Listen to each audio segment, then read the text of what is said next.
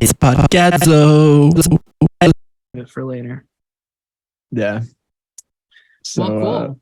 I guess here we are to talk about something that you love and something that I don't really care about. I'm going to make you care about it, though. All right. And I do love it. I've, in a couple ways, based my entire personality around it. You can see how I'm dressed right now. Yeah. And that is britpop. And a lot of Americans don't even know what britpop is. They don't know who Oasis is. If they do know Oasis, they know Wonderwall. Yeah. So, if they, yeah. Why?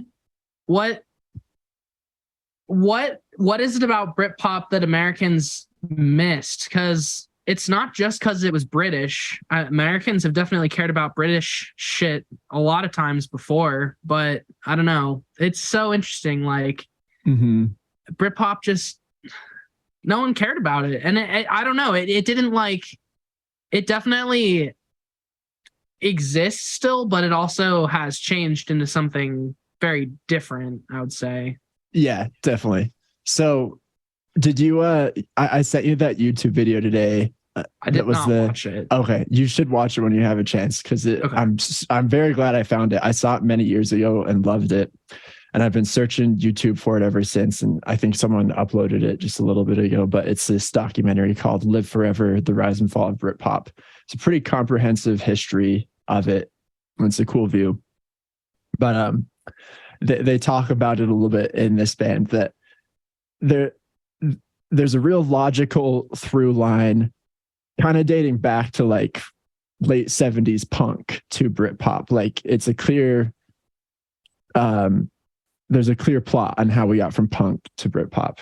But anyways, you could say, if you want to go more recent than punk, that the genesis of Britpop was kind of the Stone Roses.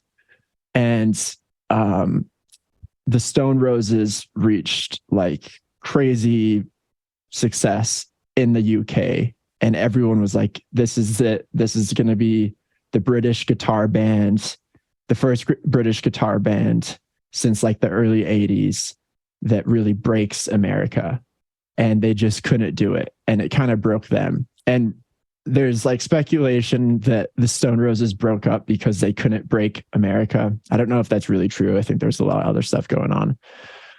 But that kind of becomes a trope with all the bands that follow, is like these desperate attempts to break America. And I think it's really it's kind of symbolic in the case of Oasis that they had the best chance to do it. They were, after the release of Definitely Maybe, their first album, getting some buzz in America. They were on their first American tour. They were going to play a big show at the Whiskey, a sold out show. And for some reason, they decided to stay up for 2 nights before the show, snorting crystal meth. So by the time the show came around, they had been up for like 48 hours, strung out on meth. It was an absolute disaster of a show. At least that's how they retell it. I've actually found live footage of the show. Someone recorded the whole thing, and they screw up the first song pretty badly, Rock and Roll Star, and have to start over. But after that, it's a pretty good show. They were pretty tight, not too many mistakes, but I think they were just in their heads after that, and they kind of started arguing on stage, and it crescendoed with Liam Gallagher throwing a tambourine at Noel Gallagher, and then they stormed off stage. And after that, Noel quit the band and disappeared for a while, and he just like went to San Francisco and stayed in San Francisco for 2 weeks, and no one really knew where he was or how to get a hold of him. And that was the first album? That was the first album. Yeah, Oasis almost broke up after, like, a couple months after the release of Definitely Maybe. We almost didn't get a Morning Glory. So when did their beef originate? Does anyone know, like, when they started just having a constant beef with each other? Is it forever? Yeah, pretty much right off the bat. I wouldn't say it was a beef then. It was just they bickered all the time. Even before the bands, there's a great, I've actually heard I think Noel and Liam have both said the same thing, that it started one night when Liam was like 15 and Noel and him were sharing a room, and Liam came in pissed, as the Brits would say, very drunk, and pissed on Noel's stereo and ruined his stereo because he peed all over it. And I think that's when their sort of brotherly hatred started. So they bickered all the time. As soon as Liam joined the band, and then throughout the next 15 years, there were all sorts of fights, and they finally broke up in 2009 when they just couldn't take it anymore. And they, famously haven't really talked ever since and don't see each other. So the first iteration of Oasis didn't even have either of the Gallaghers in it. Is that true? That's what Wikipedia says. They were called The Rain, and Gallagher was a replacement for their original vocalist. Mm-hmm. Yeah, so they were in a band called The Rain. Liam was with Bonehead and Tony McCarroll. And I think Guigsy joined a little bit later. But yeah, I think they were jamming with someone else before Liam joined. And Liam, he was kind of this like cool, he wasn't a jock. I think he was into soccer, but I don't know if he played sports. But he was just kind of this cool kid that everyone liked around high school, and he wasn't into music at all. But there's like kind of two important moments, I think, in his teenage years that got him into music. One was getting into the Stone Roses and hearing the Stone Roses, and he really wanted to be Ian Brown. And his obsession with Ian Brown, I think, is really important for the singer and frontman he would become. And then the second incident is him getting hit in the back of the head with a hammer by some other lads who he had a little beef with from a different school, I guess. And he said that they knocked the music into him. After he recovered from getting hit in the head with the hammer, all of a sudden he could hear the music and he wanted to sing. And pretty fucking cheesy. I think it's cool. Well, okay. Let's go back to the Stone Roses for a second and talk about. Yeah, that's a good place to start, honestly. Why? So you say they kind of never broke, and that's kind of why they ultimately didn't stay together. But they definitely had like underground or like cult status at a certain point. Mm-hmm. So why do you think they never fully broke? Is it because it was like too... I mean, it's confusing. Stone Roses is like, they start as early as the 80s, right? Like 80s, early 80s. Yeah. So by the time they're getting more mainstream, America's listening to music that has like some edge. There's some like anger, like anxiety to it. So it wasn't because it was like too edgy. What do you think it was that prevented bands like Stone Roses and like I think it was Suede and all those bands from really achieving mainstream status? I think Stone Roses specifically, because if you look back at Billboard rock charts from the 90s, and I certainly have, there are Stone Roses songs often in the top 5 on the rock charts in the 90s. So they were getting some attention, and it's definitely not because they were too edgy or anything. I don't think they were edgy enough for most people's taste at that time, especially with Nirvana and Pearl Jam coming around. I think Stone Roses were too cool and British and kind of tongue-in-cheek and nuanced. And Kurt Cobain and Nirvana and maybe grunge in general plays a huge role in Britpop because bands were kind of protesting or trying to be very anti-grunge and anti-British after Nirvana was big. Or I'm sorry, not anti-British, anti-American, and really like sound British, because American culture had dominated the UK for years, and it was dominating the UK. Everyone was all talking about Nirvana and all this stuff. And sorry, no, I'm jumping around a little bit, but No, you're all good. I'll come back to it. Blur, although I said Stone Roses is really, I think, the genesis of this wave of British music starting and kids being back into British youth culture and guitar music. But I think Blur and Damon Albarn specifically, we really owe Britpop to them because I think Damon Albarn was so disillusioned with kind of trying to fit in with this American alternative rock sound. And he just decided to say, no, we're going to make music that sounds very British, and we're going to behave very British, and we're going to look British, and we're going to embrace that fact and not try to fit in with American culture. And that, I think, started the wave of Britpop. They, despite having that attitude, I would argue, have broken the hardest in America and also have stayed the most relevant for the longest. Definitely. But it took a long time for them to be really, like, it wasn't until the late 90s, I'd say it was song 2 off of their, is that off of Blur? I think it's just, Blur. Yeah. Which is like 97, maybe that came out 98. Yep. It's 97. It is interesting that you mentioned that because, Blur start all the way back in 1988, but they're not too terribly relevant until 1997. But then at that point, they kind of maintain relevance all the way through the 2000s, even with all the breaks they take. And obviously, Damon starts another like globally successful outfit in the meantime. Mm-hmm.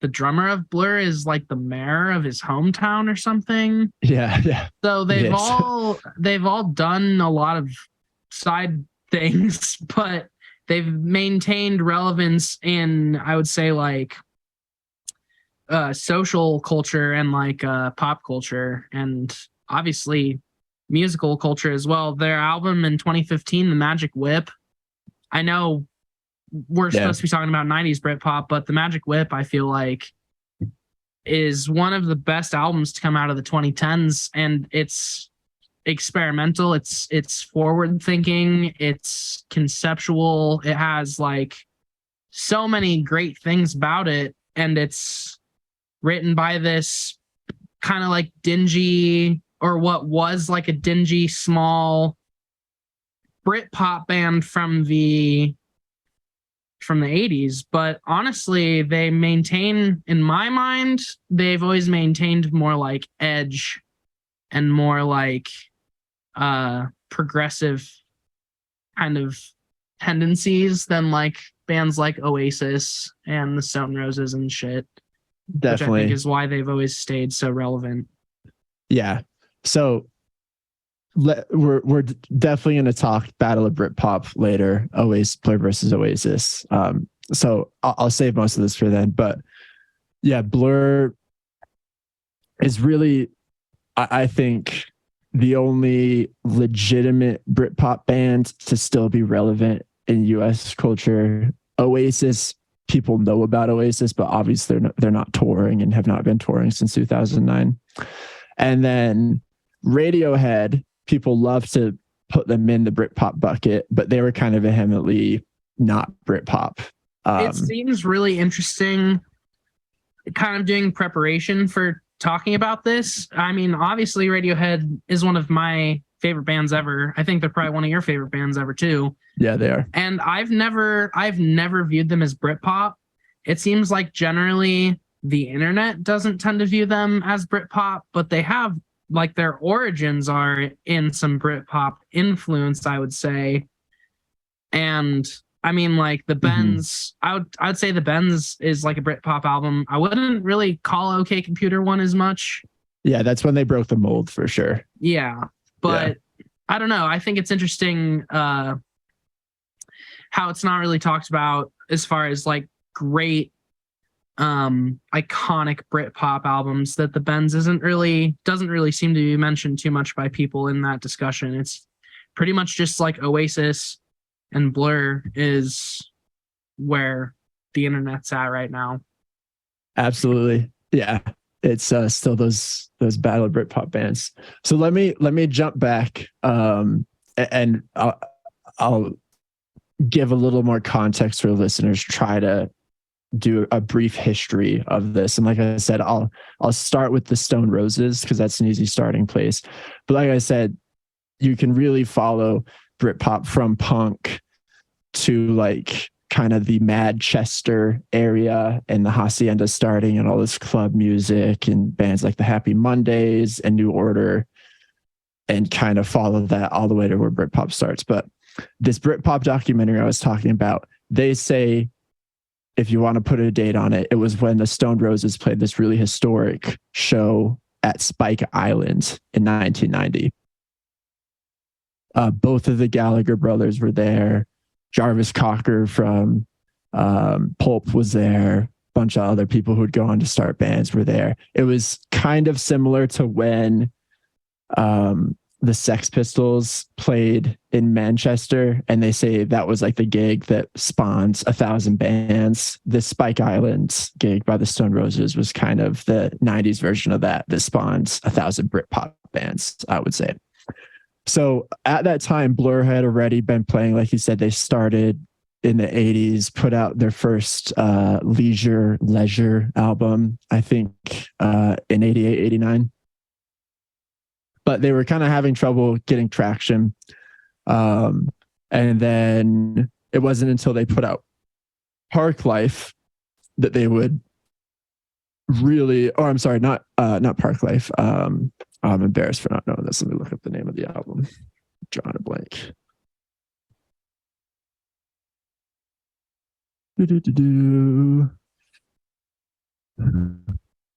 So Modern Life is Rubbish was right before Park Life in 1993. And then Park Life was when Blur reached like huge success across Europe. So 94 was Park Life. I'll step back a little bit. In the couple years leading up to that, couple brothers got together who would end up being Oasis. Like Julian was saying, Liam was in this band called The Rain. Noel is about 5 years older than Liam, and he was the roadie for a band called the Inspiral Carpets and was kind of writing these songs in his free time. He finds out Liam's joined a band. He's all like, what the fuck's Liam? Liam's in a band. I'm the musician. Liam always made fun of me for playing guitar. Noel comes home, sees him in a gig. They ask Noel to be in the band because they know he's a songwriter. Oasis is formed. They pick up a bunch of buzz. I could spend the whole episode talking about Oasis, obviously. And they released their debut album in 1994 called Definitely Maybe. So after that, Blur and Oasis are kind of positioned as the champions of Britpop. And it's a really good, like the media loves it because they can spin it as kind of like Blur being Southern art school kids and Oasis being Northern working class lads. And so there's this kind of class war built into the Oasis Britpop narrative. And like, you know, Oasis, the Gallagher brothers are obviously absolute geniuses at shit talking and getting the media to follow their drama and everything. So it reaches the whole thing. But kind of behind Oasis and Blur, although they were hogging the spotlight, there were these amazing bands like Suede, Pulp, Elastica, you know, girl groups like Lush, just all these amazing guitar bands all kind of exploding in this like amazing, brilliant, creative wave of songwriting. And it all corresponded with like the rest of 90s culture coming off, and they would come to call it cool Britannica. There was this whole cool Britannica thing in the 90s that was Britpop. It was British fashion. It was movies like Train Spotting. They had like proper fashion models like Kate Moss. So there was this really cool like combination of culture that was kind of propelling everything up. And like I said, like Blur and Oasis got the spotlight from that, which culminated in the Battle of Britpop. But there was a whole scene. And then, you know, it would kind of go on in this crazy haze for a while. And it's hard to determine if Britpop ended at some point, if it's still going, like you said, like there is a case, Blur start touring, this music is still relevant. All of the celebrities around from that age are still A-list celebrities. So is Britpop still alive? I don't know. But a lot of people say that Oasis's third album, Be Here Now, is the album that killed Britpop. And after that, it was kind of a wind down. The drugs were becoming too much. Tony Blair, the Prime Minister of Britain, who was positioned at that time of being like this cool young leader, and he was reeling on Britpop, everyone kind of realized that he was a warmonger and a liar, just like any other politician. So it kind of came crashing down. It was like the end of the 60s where everyone was disillusioned with Britpop and all of this stuff. And then it went into the 2000s with everyone kind of in a haze. Damon Albarn around that time starts Gorillaz. Gorillaz would obviously break the entire world. And I'd say Gorillaz might be the biggest reason why Blur is so popular in the US now. But anyways, just talked a lot. Hopefully I did an okay job of kind of summing it up. But that was all solid. I think the one thing I would say that, at least this is how I feel about it, is in some cases, I think those Britpop A-listers are really only as relevant as they are because they command relevance, kind of the same way that like American celebrities do, in the sense that they do shit and they say shit specifically because they know like it will trigger a response from especially like the British media. But at this point with the Gallaghers, it's like the American media pays just as much attention to the beef, and they play into it because it has entertainment value. It gets a lot of clicks, views, whatever it might be. So, and people in America seem to latch onto the drama even more after that documentary Supersonic came out in 2016.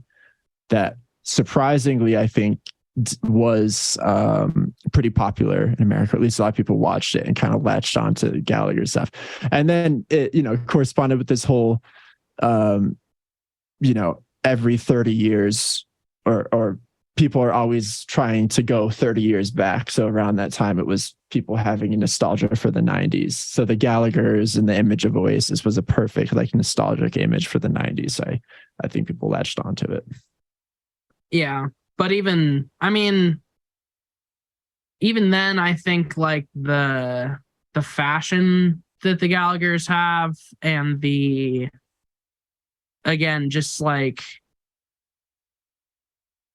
things they say and the media response to the things they say always seems to be more of a topic of conversation than like Oasis's music or like the High Flying Birds or whatever the fuck the other one's doing that's terrible. Dude, Liam's solo stuff, you got to give it a chance. It's better than Noel's solo stuff. That's what I've heard. It's better than High Flying Birds. Yeah. I'm not a fan of the High Flying Birds by any means, but me neither, especially the newer stuff. And that's the thing also is like, I don't think that shit deserves to necessarily have relevance. I think that it gets more traction than it otherwise would if it was written by not the Gallaghers, which is obvious, but at the same time, it kind of just plays into the idea that they're really just bigger personalities than they are like musical influences on shit. I would argue. I would disagree with that. I think if they didn't have the tunes to back up all their shit talking, it wouldn't work. No one would care. But they did have the tunes.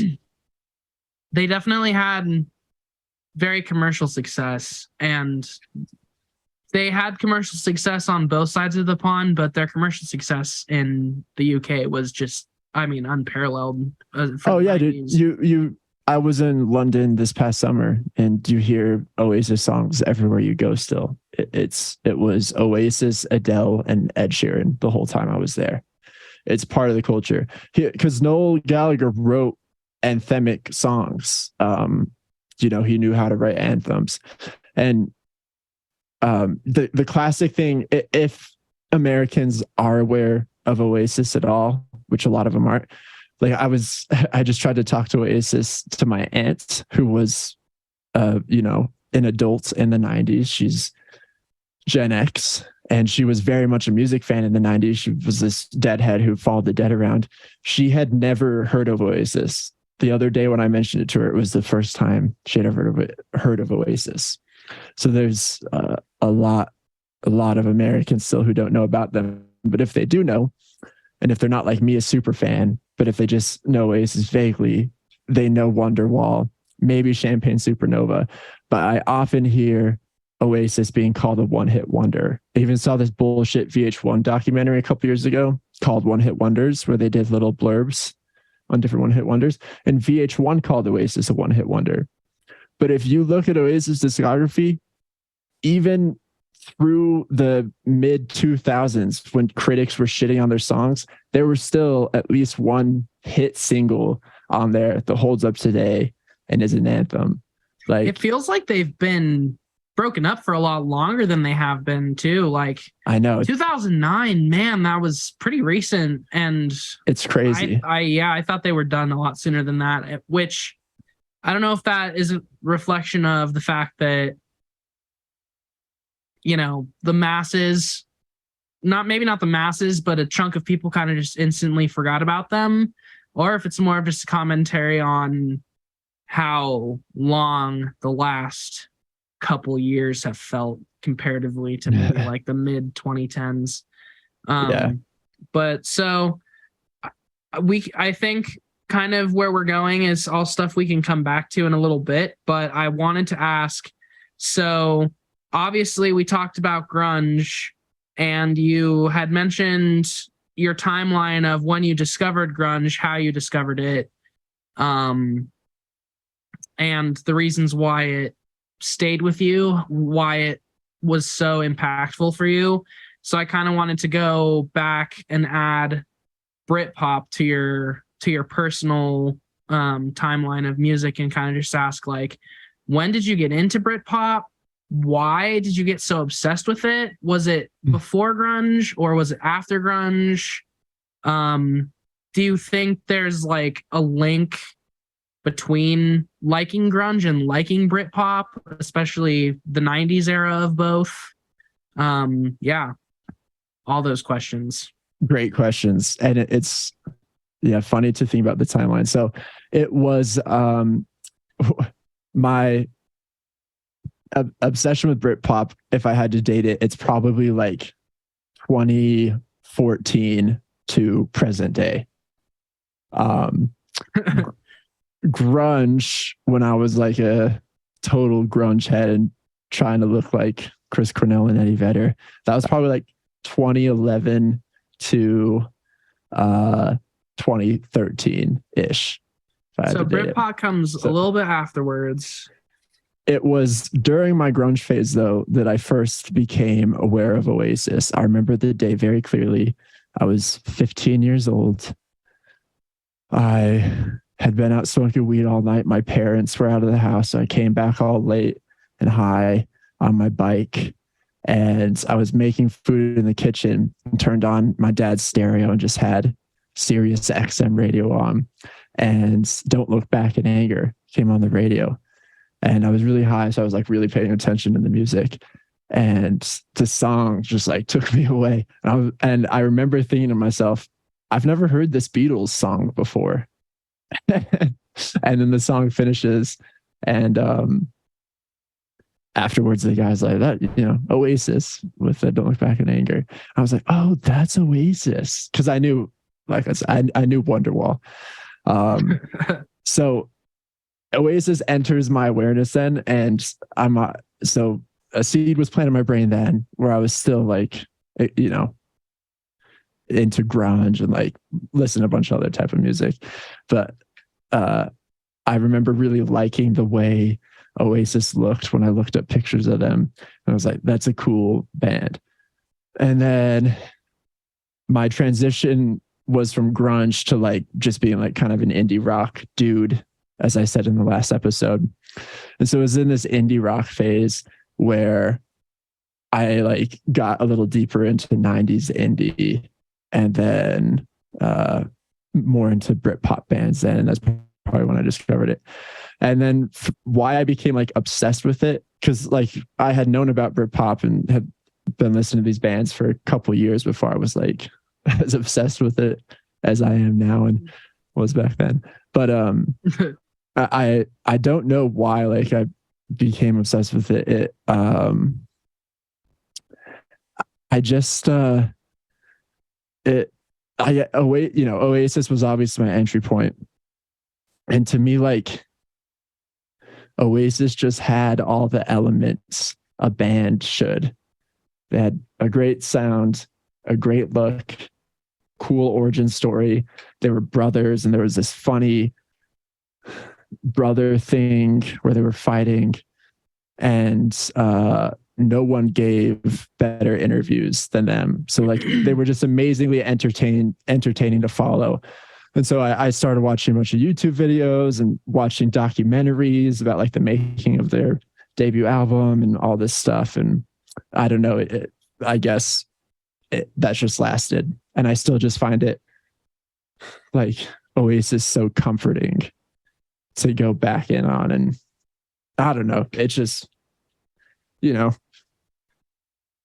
well, yeah. an So I obsession. think it's kind of interesting, like from just like a pop culture perspective and a media presence perspective. When it sounds like, you sort of start peaking in your love for this music at age 15, around that time. And when I'm age 15, I'm listening to, I'm starting to get super into like Radiohead, other like not prog bands, but just like more experimental bands, but not necessarily. A big part of my buy-in with that music was their like anti-establishment kind of attitude. And the big reason why bands like Oasis kind of pissed me off was because it felt like they were super establishment driven. And when I was like a young rebel, a big part of my distaste for like establishment Britpop was just that it felt exactly like it was driven by the masses being blindly in love with it for no reason, which obviously now I don't feel that way. But when I was an angsty teenager, I very much kind of was compelled to not like it for those reasons. And I just think it's funny that, I mean, it sounds like you saw the complete opposite side of it. It was just like, obviously what most of the world saw was that these dudes were just iconic, like what they said, the way that they ribbed each other, the way that they dressed, their hair, like all of it was just iconic. And every time they reinvented it, the whole world was just like, holy fuck, like these dudes are doing it. I know exactly what you mean. That's a good point. Because Radiohead, they are very like cool in the indie sense where, kind of ashamed of their success, famously refused to play Creep for a long time. I think they're still weird about playing it. Which, and even all that in itself is a cliche. Like it's hard to avoid being cliche. Right. You just choose one cliche or the other. Yeah, exactly. And Oasis were so blatant about their desire for success and how much they wanted to be the biggest band in the world, and then how much they enjoyed being the biggest band in the world. And I can see why that would be off-putting. But to me, I saw it as, no, these dudes were so disillusioned with the music industry. They talk about it all the time, like how shit British music was in the late 80s and early 90s. Like it was Phil Collins and all this stuff, and they couldn't get away from it. There's just these two dudes from a poor council estate who took the industry over and shifted it for them. So it wasn't like they played into the industry thing. They created it around them. Like they made it conform to them, I think. Which, yeah, I think that was just a way more mature way of interpreting that situation. I think obviously the surface level of it is just that, yeah, the world revolved around what they were doing. But I think in a lot of ways, they were truly very business savvy in the sense that they drove the demand and the interest in like what they were doing, purely just by being like enigmatic and also talented. Obviously, there was a lot of talent in their music, but like obviously being someone like myself, I completely missed. I was even still like have kind of just completely missed Britpop and like Oasis. Not so much Blur, but Oasis and like Suede and all those bands have never been on my radar too much. And primarily for me, it's been with Oasis specifically. It's just been because I think the Gallaghers are fucking annoying, which is, yeah, kind of again the opposite of what the majority seems to think about them. But yeah, I just think it's funny. I kind of wanted to just briefly mention, and we've already said this, but I guess obviously grunge and Britpop were both popular in the 90s. But I would say very different demographics. I'm sure there was crossover. I was born in the middle of the 90s, so I don't have the best memory of it. But, I think Britpop fans always kind of say Britpop reigns supreme because it's more meaningful music. It's more melody focused. It's more grandiose. Obviously, the lyrical impact could be deemed slightly more relevant from like a worldview perspective. But then you have grunge fans on the other side saying grunge is more emotional. Obviously, it was argued that grunge was the more experimental of the two. It went in more directions, and me being a grunge fan, or even just a grunge enthusiast, I feel like grunge and Britpop are equally melodic. I mean, you have grunge bands who really are bare bones and trying to just write catchy hooks and riffs like Nirvana, but then you have bands like the Smashing Pumpkins who have full-on orchestras and horn sections and, cinematic transitions and all this shit from song to song.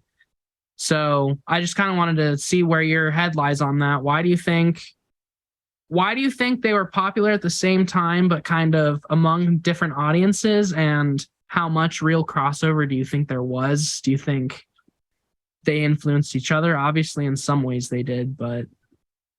So I'm going to talk about the crossover and the influencing first. I've heard every notable Britpop band say something to the effect of, I hated grunge except for Nirvana. Nirvana was amazing. I remember this quote. I think it was from Damon Albarn, where he was saying like grunge was all shit. I mean, not Nirvana. Nirvana was brilliant, but grunge was all shit. And I mean, that's so weird because out of all the grunge bands, Nirvana seemed like it was the antithesis of what Britpop was trying to do. Yeah, maybe, but I think I think being outsiders and not being a part of American culture, they saw Kurt Cobain as the most sincere, maybe, of all of those guys. And I do think Nirvana, the Nirvana songwriting guitar style has the most similarity to what Britpop bands would do out of any other grunge band. Like Blur, especially, it was kind of riffy guitars like Nirvana did, instead of like either like more of a metal sound. I don't know if that's making sense. But Totally. Where was I going to go next? So I think that's if there is influence, it's just maybe through the lens of Nirvana. But the difference between Britpop and grunge, I think, is perfectly represented in the difference between Liam Gallagher and Eddie Vedder. Like, I think Liam Gallagher is the perfect poster child of Britpop, and Eddie Vedder was the perfect poster child of grunge. And having the two of them in the same room at the same time back in the 90s trying to have a discussion would be bizarre to watch, because those dudes were not on the same planet at all. And there's this great interview with Liam Gallagher you can find on YouTube where someone's interviewing him at a festival. And in the back, Pearl Jam is playing. You can hear Pearl Jam playing. And then Liam Gallagher just goes on to like talk a bunch of shit about the music that's going on right now. And he's like, I don't want to hear about how miserable your life is and all this stuff. Like, you know, music should be a celebration. It should be fun. All that stuff. Now, that's not to say that all Britpop was like, yeah, let's celebrate. Let's talk about how great life is. It comes from like a very rebellious place, because they were all grew up under like the oppression of Thatcherism and stuff, and they were really disillusioned with the world. And so I think they wrote celebratory songs at first to kind of break out of that disillusion. But then you have bands like Suede, and Suede was like darker and more theatrical and dramatic than almost any other grunge band. So, you know, there is a clear distinction between grunge and between Britpop. And I think Americans were kind of blind. It wasn't like Americans were like, we're anti-Britpop. It's just that they had no exposure to it because grunge was so popular. Well, I think that you kind of mentioned something else important about Britpop, which is they were, I think part of it was specifically they were singing to reclaim like their Britishness. They were trying to be overtly British and bring to the center of the spotlight like the British experience, because yeah, Thatcherism was happening. There was a lot of like, I would say just like melancholy in the early 90s, late 80s kind of British world.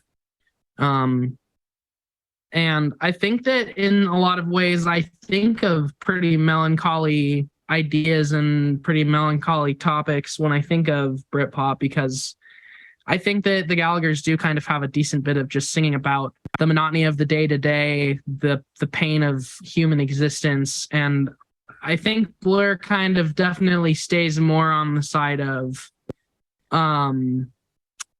singing about like the enjoyable aspects of life and the like, let's party, let's fucking go. But they definitely, as they evolve, get more into the reflective and contemplative kind of human experience sort of songwriting. So I don't know. I think maybe Americans were just experiencing a different kind of anxiety and melancholy in the 90s. And I think in the late 90s, a lot of kind of fears around like the changing world and like technology becoming more influential in life was affecting both genres, but in kind of different viewpoints. I think it's all just a very interesting like time capsule to show that, you know, grunge was kind of falling and on its way out by the late 90s, and Britpop kind of launched into what people have been calling post Britpop. And I think that genre has maintained lots of strength, and there's lots of artists and there's lots of output and there's lots of like attention paid to that kind of music where it's just like happier, more upbeat. The music is happier, and the content, the lyrical content behind the music isn't always necessarily like the most uplifting, but the songs themselves are always catchy, riff based, hook based.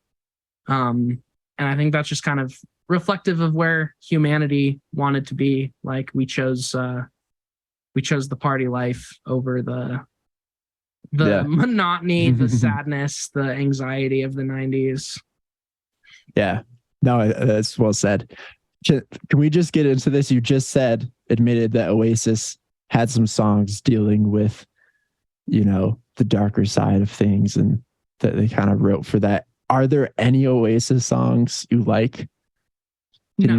No, there's not. No, well, so not really. And again, it's not because I purposely try to not like them. I'm underexposed, and I don't know as much as I should about them. And at the end of the day, I think that's a personal choice that I've made to just never go back and try it out. Again, because I feel like I've been through lots of musical phases, lots of musical journeys. There's been lots of new things I discover that inspire me. And for some reason, that Britpop has never really been one of the things that I've come back to too terribly much. I love like Blur. I think they're fantastic. And I think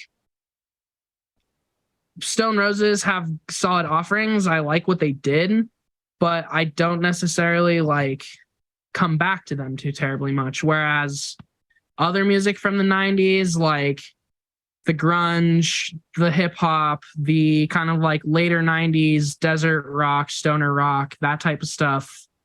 And even like, OK Computer, the iconic, more popular, melody-based albums that I come back to from the 90s are never the Britpop ones. And I think that that's just because when I was a kid, I mostly blame my parents. When I was a kid growing up, my dad, being the music snob that he was, just thought Oasis fucking sucked. He hated the Gallagher's voices. He didn't like the way their songwriting was always just, and the word I always come back to is just kind of like bland tubey. Like I just feel like it's all existing in the same headspace and kind of sonic field. But that's just how I feel about it from a completely ignorant and uneducated stance. And you could totally change my mind. You could send me like songs and I promise I'll listen to them and I'll let you know how I feel about them. I think you just got to start with listening to Definitely Maybe, their debut album, all the way through. Okay. I think that will turn you into a believer. And if you make it past that and you want to hear more, then I have a whole nother slew of songs. Okay. Obviously, What's the Story, Morning Glory is kind of Oasis's magnum opus. It's a masterpiece. Because it had Wonderwall and Champagne Supernova and Don't Look Back in Anger. But I think Definitely Maybe is a better album. And Noel Gallagher actually says the same thing, that he's prouder of Definitely Maybe than What's the Story, Morning Glory. But yeah, I'd put it against anybody's debut albums in the entire world, as a debut. I will give that to them. They did come out strong. And let's go back and look. Just their breakthrough sales and their it was the highest selling. I can't remember if they broke the Beatles record, but it was definitely the highest selling debut album since the Beatles. I think it sold better than the Beatles though. Yeah, it did top the charts higher than the Beatles, which that's crazy to think about because I don't know, just back then it wasn't even super long ago, but back then I think music was just so much more unified. Like name an artist today besides like Taylor Swift or like Beyonce that's moving that many copies on a debut album week. Like, I don't know. It's pretty crazy to think about. And it does go to show, they were relevant. People did care about them, just not necessarily every American Yeah, for sure, man. But listen to Definitely Maybe. I hope you like it. I will. Tell me what you honestly think of it. If you don't like it, we'll settle it. You don't have to like Oasis. I'll let it go. But if you do like it, we got some fun stuff to listen to afterwards. Okay. I'll try to like it. I'll go into it with a more open mind. All right. Lately, now that I'm getting more older and less picky, less particular, I feel like I am liking a lot of stuff that I did not used to like as much. So me too, man. It's fun to drop pretensions and just like listen to stuff. It's interesting how it happens too, because I think I had a lot of musical walls up that I didn't even necessarily realize were there until I just decided, fuck it. It's been 10 years since I tried listening to, honestly, the Beatles is a good example. I liked the Beatles in high school a little bit, and I was a pretty big fan of like Sgt. Pepper and Abbey Road. And then I forgot about them. And then I watched that documentary and the Get Back documentary. And after that, I was just like, holy shit. Like, I don't know why I ever thought that they were not good musicians or just pure instrumentalists, because you thought there was a point you thought the Beatles weren't good musicians. Oh, definitely. And I think there's a lot of people out there who would be in the same boat as my former self in just thinking like, the songs are super simple. They are repetitive. There's not a whole lot of necessary, until like Rubber Soul, or complexity. Maybe. Yeah, but this is me taking devil's advocate approach. I don't actually feel this. No, I got you. The way that I used to think was like, think about like Come Together. It's two parts. It's literally like part one, do do do do do, and then part two, which is like the jam. Yeah, but no one had ever like sung like that, and the lyrics were so crazy. And that's the context. That's the context that I gained, was like, holy shit, this truly pushed boundaries and made people reframe how a song could be written, what song structure was, what, interesting melodic concepts could be. But, listening to it at the same time when I was, especially like in my Radiohead phase where I was like, things have to have 50 layers and there has to be polyrhythms and there has to be like there has to be like a message that's specific to everything. Otherwise it's not good. That's really how I thought about most music back in the day. And that's why I fell in love with like progressive metal, like post jazz, experimental jazz. A lot of music that I still truly love was music that I listened to back in the day because I was like, oh, it's complicated, it's advanced, it's got layers to it. That's what good music truly is. I never thought until really a couple of years ago that I could enjoy something that was just emotive and powerful without necessarily being musically complex, which is kind of why I was late to start enjoying like rap and hip hop, because it's like, especially earlier OG hip hop is like one or two bars that just repeat for a whole song, and you're really not supposed to be paying attention to that. That's just supposed to make your body move while you listen to something that's more important in the lyrics. So yeah. No, I hear you. I think my thing with the Beatles early on was like, I loved the Beatles, but I was like, I can't spend too much time with the Beatles because it's like, it's not cool to like the Beatles. Everyone likes the Beatles. That's another part. I gotta find different albums. But now I'm to the point where it's like, I know cool bands. I don't feel self-conscious about my musical taste. I'm just gonna spend like weeks listening to the White Album on repeat, and that's been a lot of fun.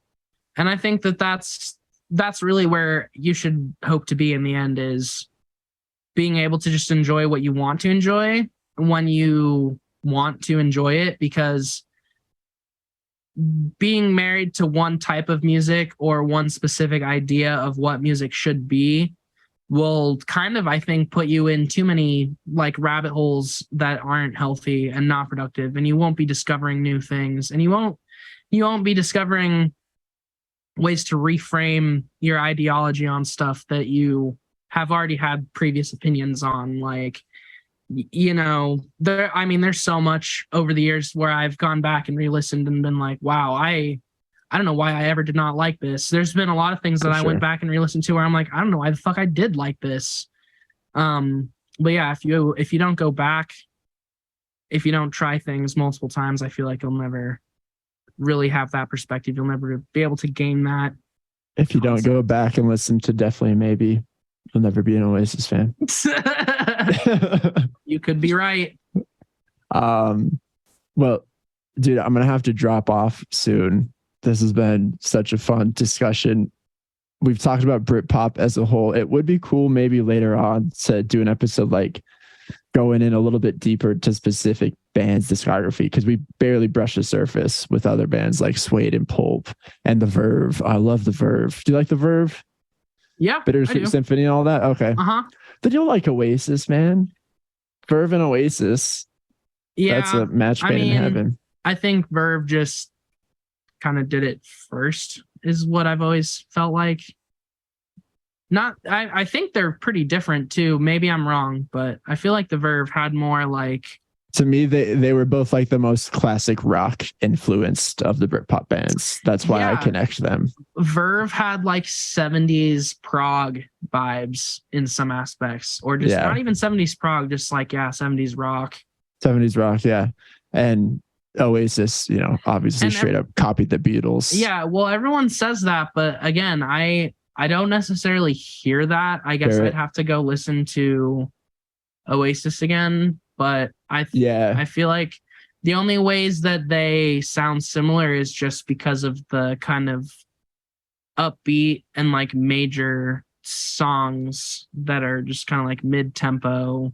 No, I agree. Yeah. And I over exaggerated saying they copied the Beatles, because I don't like that either. But there's definitely plenty of Oasis songs where like, oh yeah, this is a Beatles ripoff. Well, and when you're going to do research on Oasis, you'll find, I think, at least a handful of articles on the internet where people are saying like, here's all the reasons why Oasis ripped off the Beatles, or these are all the Oasis songs that sound exactly like Beatles songs. And I was kind of like, oh shit, I did not know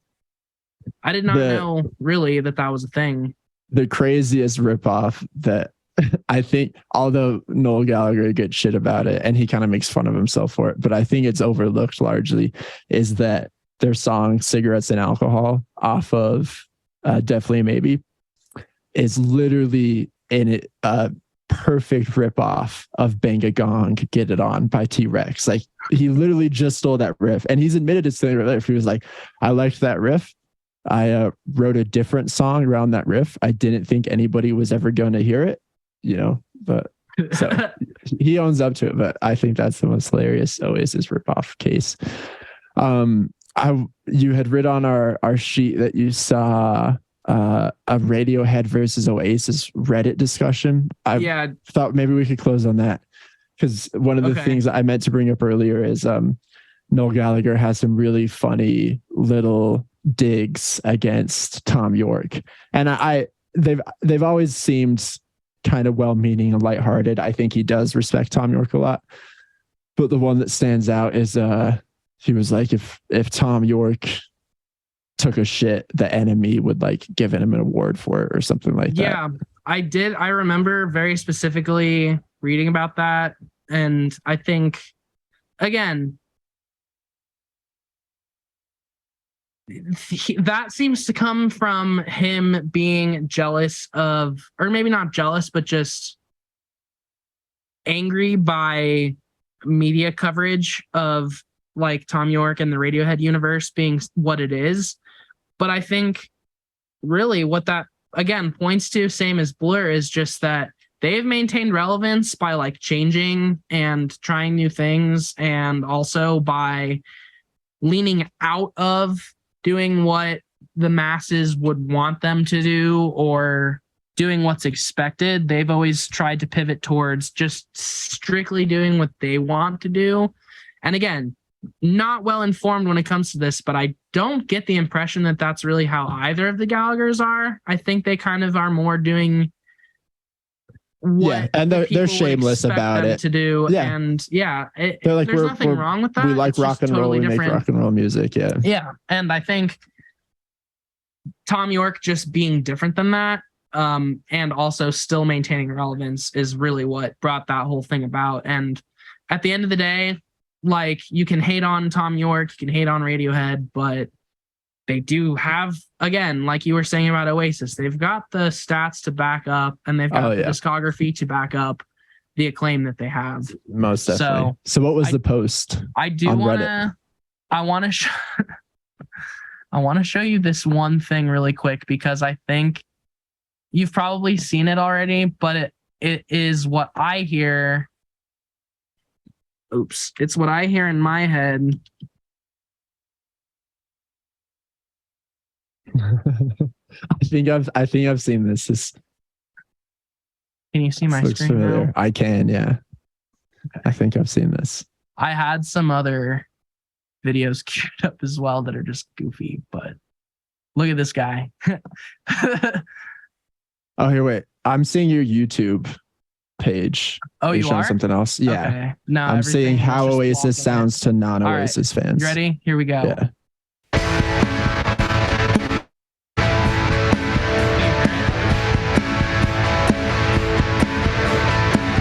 Going down to the CCI. Oh, yeah, that's nice. Got my spade, my bucket hands. Looking out for the good times, or just a landslide now. Rock and roll's alive for me. From the teenage teen to the powdered dream. Upper soul, yellow submarine, the beauty queen and the suffering. But don't tell me who, what, where, when, why.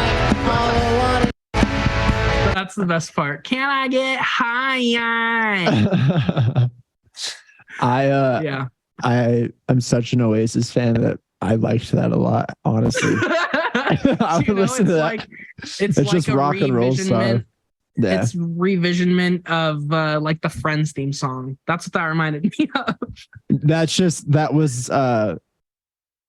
Rock and Roll Star by Oasis. Yeah, just slightly discorded with different lyrics. But yeah, definitely. There is a who wrote the Friends theme song? They're named after that artist. Fuck. Give me a second. I'm such an idiot in 2 You're gonna ways. have to find that. The Rembrandts. I didn't even have to look it up. Came to me. The Rembrandts. All right. Okay. Well, you Here's might the be post. slightly disappointed by this article because it's really just more of a person kind of somewhat similar to myself wondering where they should start in the hierarchy of Britpop. And the reason I threw this in was because it kind of reminded me of myself. So I'll just read it real quick. Someone who's from the 2000s and is into 90s British rock, how would you describe the hierarchy in the British rock scene in the 90s? I've gotten the picture that Oasis was clearly on the top, but was it really like that? Where did Radiohead rank? What about Blur, The Verve, or was it just Oasis, Oasis, Oasis everywhere? I'd appreciate if someone could explain this to me. And so obviously, kind of where this goes in my mind is, where did Radiohead rank among Oasis and Blur and The Verve? I don't really know. I'm not sure if you know, but I've always been under the impression that they were kind of separately, they were viewed separately. And obviously, like we mentioned, the Bends, to a certain extent, Pablo Honey. But that's kind of the extent of where the Britpop kind of crossover especially like from a musical perspective, is for me. Yeah, totally. And I think Pablo Honey and they were just thrown in with the slew of other Britpop bands. And so, yeah, that's kind of, I guess, where the top comment comes from here. Okay, saying yeah. that Radiohead didn't really compete for the top British band until 97, which would have been the OK Computer era. But yeah, I mean, I don't know. Like, obviously, Radiohead had commercial success before 97. They just weren't chart topping until 97. So if that's the argument that you're going by, I mean, Oasis was already obviously chart topping well before Radiohead.